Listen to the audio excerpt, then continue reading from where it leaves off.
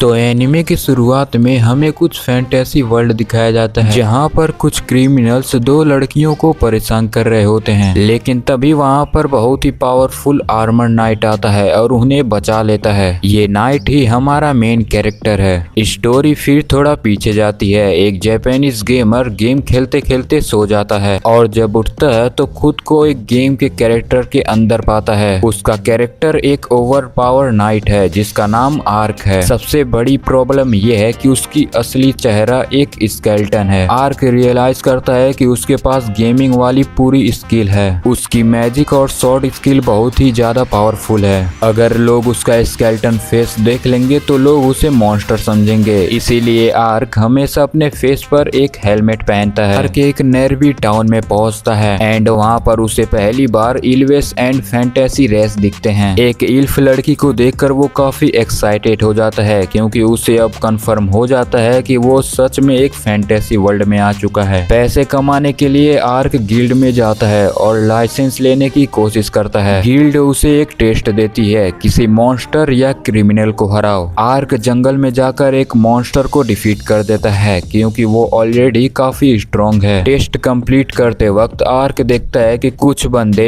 एक कैरेज पर अटैक कर रहे हैं एंड यहीं से एपिसोड का सबसे इम्पोर्टेंट मोमेंट आता है। आर्क सोचता है कि उसे इंटरफेस नहीं करना चाहिए, लेकिन उसकी अच्छी नेचर के चलते वो खुद को रोक नहीं पाता है। वो आगे बढ़ता है और सभी लोगों को हरा देता है और कॉलेज के अंदर उस लड़की और उसके मेड को बचा लेता है। लड़कियां उसकी आइडेंटिटी पूछती हैं, लेकिन आर्क अपने स्केलेटन का सीक्रेट छिपाने के लिए कहता है कि वो एक कर्स नाइट है जो अपना कर्स का इलाज ढूंढ रहा है। टाउन पहुंचकर आर्क गिल्ड पास कर लेता है और ऑफिशियल तरीके से लाइसेंस पा जाता है। रात में वो डिनर करते हुए खुद से कहता है कि अगले दिन वो इस नई दुनिया को एक्सप्लोर करने जाएगा। अगले दिन आर्क एक सिंपल सा क्विस्ट एक्सेप्ट करता है। उसे एक छोटे गांव की लड़की मार्को को फॉरेस्ट में हर्ब्स कलेक्ट करने के दौरान उसे प्रोटेक्ट करना होता है। आर्क सोचता है कि ये इजी मिशन होगा और ये लो प्रोफाइल होगा जिससे किसी को भी ये पता नहीं चलेगा कि मैं कितना स्ट्रॉन्ग हूँ। जब आर्क और मार्को फॉरेस्ट की ओर जा रहे होते हैं तब आर्क नोटिस करता है कि मार्को काफी जल्दी में है। आर्क के पूछने पर मार्को बताती है उसके फादर की डेथ हो चुकी है और उसकी मॉम सियोना अकेले पूरी फैमिली को संभाल रही है। सियोना हर्ब कलेक्ट करके पैसे कमाती है, इसीलिए मार्को अपने मॉम का मदद करना चाहती है, लेकिन उसकी मॉम उसे फॉरेस्ट में नहीं जाने देती हैं। ये सुनकर आर्क काफी इमोशनल हो जाता है और वो डिसाइड करता है कि वो मार्को का मदद जरूर करेगा। फॉरेस्ट में आर्क और मार्को को उसके अंदर एक छोटा सा इंजर्ड फॉक्स जैसा मैजिकल क्रीचर मिलता है। आर्क अपने हीलिंग मैजिक यूज करता है और उसकी चोटें ठीक कर देता है। इससे वो क्रीचर इतना खुश होता है कि वो आर्क के साथ ही रहने लगता है। मार्को सजेस्ट करती है कि उसका नाम रखा जाए और आर्क उसका नाम पोंटा रखता है। जब वो लोग एक वैल्यूएबल फ्लावर कलेक्ट करने जाते हैं तो उन्हें एक मॉन्स्टर मिलता है एंड ये मॉन्स्टर काफी डेंजरस होता है एंड ये बिल्कुल भी नॉर्मल नहीं होता। ये मॉन्स्टर काफी बड़ा होता है एंड ये लोगों के ऊपर पॉइजन अटैक भी कर सकता है और लोगों को स्टोन में भी बदल सकता है। पोंटा इस मॉन्स्टर को देखकर डर जाता है, जिससे आर्क समझ जाता है कि इसी मॉन्स्टर ने पहले पोंटा को हर्ट किया था। वो मॉन्स्टर मार्को के ऊपर अटैक करने की कोशिश करता है, लेकिन आर्क अपने स्पीड और पावर का यूज करता है और मार्को को बचा लेता है। पॉइजन अटैक अवॉइड करता है, डिफेंस मैजिक यूज करता है एंड फाइनली एक पावरफुल स्वॉर्ड अटैक से उस मॉन्स्टर को दो टुकड़ों में काट देता है। फाइट बहुत ही जल्दी खत्म हो जाती है जो दिखाता है कि आर्क बहुत ही ओवर पावर है। मॉन्स्टर के मरने के बाद आर्क नोटिस करता है कि उस मॉन्स्टर के पैर में एक मैजिकल रिंग थी और उसके मरने के बाद वो रिंग भी गायब हो जाती है, जो देखकर आर्क समझ जाता है कि कोई जानबूझकर इस मॉन्स्टर को कंट्रोल कर रहा है और फ्यूचर में ये मिस्ट्री इम्पोर्टेंट होने वाली है।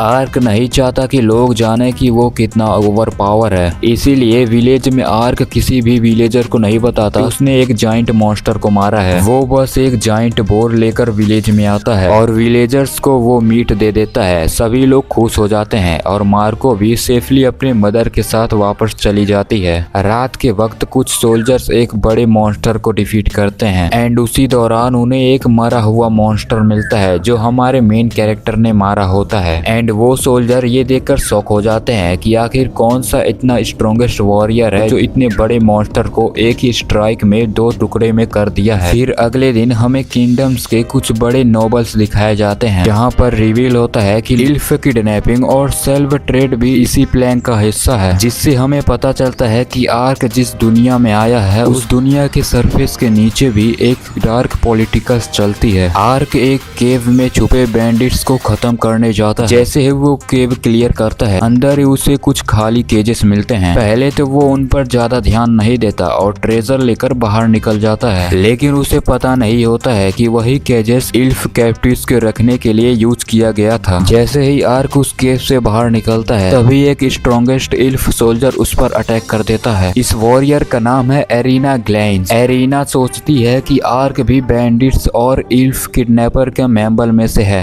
एंड यहाँ पर अब दोनों के बीच एक छोटी सी फाइट होती है। तभी एरिना का नजर पोंटा के ऊपर जाता है। पोंटा एक स्पिरिट क्रिएचर है और एरिना जानती है कि कोई भी स्पिरिट क्रिएचर एक बुरे लोगों के पास कभी नहीं जाता, इसीलिए वो समझ जाती है कि आर्क किडनैपर नहीं हो सकता। एरिना आर्क को बताती है कि इल्फ से किडनैप किया जा रहा है और उन्हें सेल्फ मार्केट में बेच रहे हैं। बहुत ही क्रिमिनल्स इल्फ को पैसे कमाने का सोर्स समझते हैं। ये सुनकर आर्क उसकी हेल्प करना चाहता है, लेकिन एरिना साफ मना कर देती है क्योंकि उसे किसी भी वुमेन के ऊपर ज्यादा ट्रस्ट नहीं होता है। एरिना के मना करने के बाद भी आर्क उसे इग्नोर नहीं कर पाता है। उसका गेमर माइंड कहता है ये तो किसी आरपीजी क्विस्ट का कोई स्पेशल क्विस्ट लग रही है, इसीलिए वो डिसाइड करता है कि एरिना उसे कितने भी मना करे लेकिन वो उसकी मदद करेगा। अगले दिन आर्क फॉरेस्ट में एरिना को ढूंढने जाता है। वहाँ पर वो देखता है कि कुछ बैंडिट्स कुछ इल्फ गर्ल्स को पकड़ कर ले जा रही हैं। बैंडिट्स का लीडर उडोलन नाम का आदमी होता है। एक इल्फ गर्ल भागने की कोशिश करती है, लेकिन जल्द ही वो पकड़ी जाती है और आर्क को भी ये समझ आ जाता है कि ये माहौल काफी डेंजरस है, क्योंकि जिस किडनैपर को एरिना ढूंढ रही है वो किडनैपर शायद यही हो सकते हैं। तभी एरिना एक ड्रामेटिक एंट्री लेती है और आते ही दर्जनों बैंडिट्स को अकेले ही हैंडल कर लेती है। बैंडिट्स शॉक हो जाते हैं कि एक इल्फ वॉरियर इतना स्ट्रॉन्ग कैसे हो सकती है। फाइट ऑलमोस्ट खत्म हो जाती है, लेकिन उडोलन एक इल्फ गर्ल को होस्टेज बना लेता है। एरिना कुछ देर के लिए रुक जाती है, लेकिन तभी आर्क अपने टेलीपोर्टेशन पावर से उडोलन के पीछे पहुंच जाता है और एक ही हिट में उडोलन को नॉकआउट कर देता है। वहां पर एरिना को पहली बार रियलाइज होता है कि आर्क कोई नॉर्मल बंदा नहीं है। रेस्क्यू के बाद एरिना इल्फ गर्ल के गले में मैजिकल कॉलर को देखती है। ये कॉलर्स उसके मैजिकल पावर्स को सरपास कर रहे होते हैं। आर्क कैजुअली कर्स रिमूव कर देता है, जो देखकर एरिना काफी शॉक हो जाती है। इल्फ गर्ल्स सेफली रेस्क्यू हो जाते हैं और एरिना भी आर्क के ऊपर ट्रस्ट करने लगती है। एरिना को इन्फॉर्मेशन मिलती है कि इल्फ किडनैपिंग ऑपरेशन का मेन बेस डेंटो सिटी में है और अब मिशन काफी बड़ी हो चुकी है, इसीलिए एरिना आर्क से मदद मांगती है और आर्क भी तुरंत ही रेडी हो जाता है और यहीं से आर्क और एरिना का ऑफिशियल पार्टनरशिप शुरू होता है। एंड अब उन्हें सिर्फ किडनैपर्स को हराना नहीं है, बल्कि अब उन्हें पूरे इल्फ सेलर नेटवर्क को तोड़ना है। आर्क और एरिना तुरंत डेंटो के लिए निकल पड़ते हैं। सफर के दौरान दोनों ही एक दूसरे को समझने की कोशिश करते हैं और एरिना आर्क के बारे में क्यूरियस होती है। वो जानना चाहती है कि आर्क इतना स्ट्रॉन्ग कैसे हुआ और आर्क हमेशा हेलमेट क्यों पहनता है। डेंटो पहुंचने के बाद दोनों सीक्रेटली इन्वेस्टिगेशन शुरू करते हैं। जल्दी ही उन्हें पता चल जाता है कि सिटी के अंदर एक इलीगल सेल्फ मार्केट चल रहा है। यहाँ पर ह्यूमंस, बीस्टमैन और इल्फ्स को पकड़कर बेचा जा रहा है। लेकिन इन्वेस्टिगेशन के दौरान आर्क और मेरिना को पता चलता है कि कई रिच नोबल्स और मर्चेंट भी इस बिजनेस में शामिल हैं। इससे पता चलता है कि ये सिर्फ क्रिमिनल्स का काम नहीं है, बल्कि सिस्टम के अंदर बड़े लोग भी इस चीज में शामिल हैं। इसी वजह से किडनैपर इतनी कॉन्फिडेंटली काम करते हैं और अब आर्क को समझ में आता है कि प्रॉब्लम उसके सोचने से भी काफी बड़ी है। और इसी दौरान एक नया कैरेक्टर इंट्रोड्यूस होता है, या तो कहो एंटर करता है, जो एक मिस्टीरियस बीस्ट होमे निंजा होती है जिसका नाम चियोने होता है। शुरुआत में लगता है कि चियोने एरिना और आर्क की एनिमी होने वाली है। वो शैडो में रहती है और हर जगह छिपकर इंफॉर्मेशन कलेक्ट करती है, लेकिन बाद में पता चलता है कि वो भी सेल्फ ट्रेडर के खिलाफ काम कर रही है। उसका एक पर्सनल रीजन है, उसके रेस के लोग भी सेल्वेरी का शिकार हो चुके हैं। आर्क को सीक्रेटली ऑब्जर्व करती है, लेकिन जब वो देखती है कि आर्क सच में लोगों की हेल्प करना चाहता है, तब उसका एटीट्यूड थोड़ा बदल जाता है। लेकिन आर्क भी नोटिस कर लेता है कि कोई उसका पीछा कर रहा है। इन्वेस्टिगेशन के दौरान आर्क और एरिना को पता चलता है कि कुछ इल्स को सिटी के बाहर ट्रांसपोर्ट किया जा रहा है, और जब एरिना इल्स को चैन में देखती है तो उसका गुस्सा 7वें आसमान तक पहुंच जाता है। एरिना डायरेक्टली उन गार्ड्स के ऊपर अटैक कर देती है और बैंडिट्स पुलिस और गार्ड भी एरिना से फाइट बैक नहीं कर पाते हैं और इसे देखकर लिटरली ये लगता है कि एरिना अब वन मैन वुमेन बन चुकी है। फाइट के दौरान कुछ एनिमीज स्किप करने की कोशिश करते हैं, लेकिन आर्क अपने टेलीपोर्टेशन पावर से उनके सामने आ जाता है और एक ही शॉट से उन्हें बीच में से टुकड़े टुकड़े कर देता है। बैटल के बाद कई इल्फ्स को सक्सेसफुली फ्री कर दिया जाता है एंड यहाँ पर चियोमे के भी समझ आता है कि एरिना और आर्क कोई दुश्मन नहीं है और वो डिसाइड करती है कि फ्यूचर में वो उनके साथ काम करेगी। और दूसरी तरफ रेस्क्यू ऑपरेशन सक्सेसफुली रहा, लेकिन इन्वेस्टिगेशन से एक और शॉकिंग बात सामने आती है कि इस सेल्फ ट्रेड के पीछे बड़े लोगों का हाथ भी है, जिन्हें पकड़ने के बाद ही हमारा मिशन कंप्लीट होगा। आर्क और एरिना समझ जाते हैं कि असली बैटल तो अभी शुरू हुई है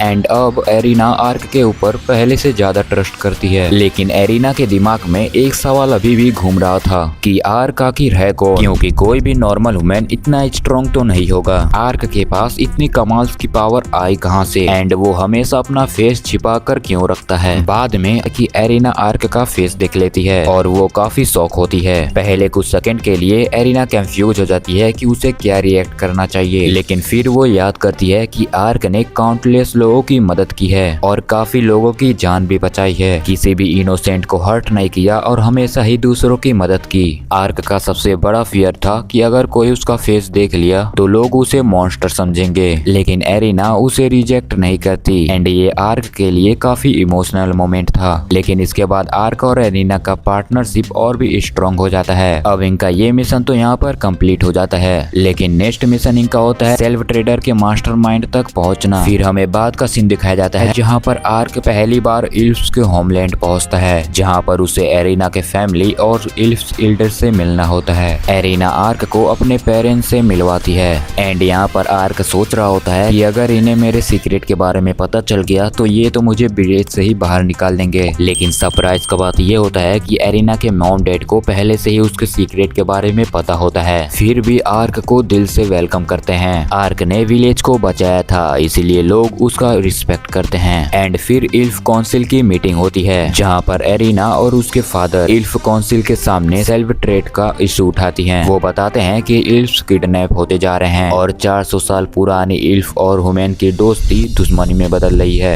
लेकिन काउंसिल के सभी मेंबर तुरंत वॉर नहीं चाहते हैं। उनका डिसीजन होता है कि पहले ह्यूमन किंगडम का रिएक्शन देखा जाए। एंड फिर दूसरी तरफ हमें आर्क को दिखाया जाता है जो विलेज में टाइम स्पेंड कर रहा होता है। एंड तभी एरिना की मॉम आर्क को ट्रेनिंग चैलेंज देती है, लेकिन आर्क सोचता है कि मैं तो काफी ओवर पावर हूँ एंड इसीलिए ये ट्रेनिंग मेरे लिए काफी इजी होगी। एंड इसके बाद इनकी फाइट स्टार्ट होती है एंड लिटरली हमारा मेन कैरेक्टर किसी साइड कैरेक्टर की तरह पड़ा होता है। हालांकि आर्क मैजिक में काफी ओवर पावर है, लेकिन हैंड टू हैंड कॉम्बैट में एरिना के मॉम के पास ज्यादा एक्सपीरियंस है। विदाउट मैजिक आर्क बार बार गिरता है, आर्क की शॉट टेक्निक फेल हो जाती है एंड एरिना की मॉम इजिली इस बैटल को जीत जाती हैं। एंड फिर काउंसिल मीटिंग के बाद हमें न्यू कैरेक्टर्स का इंट्रोड्यूस दिखाया जाता है। ये कैरेक्टर एक लड़की होती है और इसका नाम होता है एविन ग्लाइन। ये एरिना की बड़ी बहन होती है और उसकी पर्सनैलिटी ऑलमोस्ट बैटल मरीना जैसी होती है, यानी वो बैटल में काफी स्ट्रॉन्ग है। एंड जब वो एरिना को देखती है तो एक्साइटमेंट में वो एरिना के ऊपर ही जंप कर देती है। फिर डिनर के वक्त एरिना के फादर आर्क को एक इम्पोर्टेंट इंफॉर्मेशन देते हैं। वो बताते हैं कि एक स्पेशल मैजिकल स्प्रिंग है जो कर्स को रिमूव कर सकती है, बट प्रॉब्लम ये है कि वहाँ पर एक डेंजरस स्पिरिट बीस्ट रहता है एंड साथ में एक ड्रैगन लॉर्ड भी रहता है। एंड यहाँ पर आर्क को लगता है कि शायद उसकी स्केलेटन बॉडी भी किसी कर्स का हिस्सा हो। फिर रात के वक्त सभी लोग सो जाते हैं, लेकिन यहाँ पर आर्क को नींद नहीं आ रही होती है। आर्क सोच रहा होता है कि क्या सच में मेरी बॉडी एक कर्स है, क्या मैं खुद को ठीक नहीं कर सकता। फिर आर्क सोचता है कि मैं खुद पर ही एक एक्सपेरिमेंट करूंगा। एंड फिर आर्क अपने ही बॉडी पर अनकर्स स्पेल यूज करता है एंड फिर कुछ अनएक्सपेक्टेड होने लगता है। स्पेल इफेक्ट दिखने लगता है और आर्क काफी शॉक हो जाता है। आर्क को लगता है कि उसकी स्केलेटन बॉडी परमानेंट है, लेकिन शायद उसके पास उसको बदलने का कोई चांस हो सकता है। एंड क्या आर्क अपने स्केलेटन बॉडी को ठीक कर पाएगा या नहीं, या इस किडनैपर का मास्टरमाइंड आखिर है कौन, ये सभी चीजें पता चलेगी नेक्स्ट पार्ट में। इसीलिए चैनल को सब्सक्राइब कर लो एंड अब मिलते हैं इस एनिमे के नेक्स्ट पार्ट में। तब तक के लिए टाटा बाय बाय सायोनारा एंड हाँ, लाइक करना ना भूलना।